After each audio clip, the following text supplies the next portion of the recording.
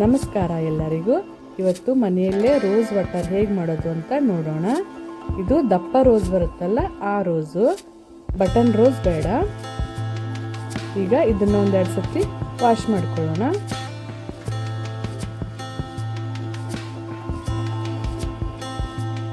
ನಾನು ಒಂದು ಗ್ಲಾಸ್ ನೀರನ್ನ ಕಾಯಿಸ್ಲಿಕ್ಕೆ ಇಟ್ಟಿದ್ದೆ. ನೀರು ಕಾಯ್ದಿದೆ. ಗ್ಯಾಸ್ನ ಆಫ್ ಮಾಡ್ಕೊಳ್ಳೋಣ.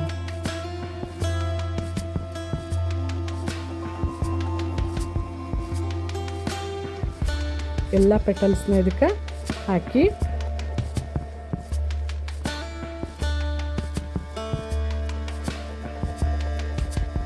ಇದನ್ನ ಹಾಗೆ ಮಿಕ್ಸ್ ಮಾಡ್ಕೊಳ್ಳೋಣ.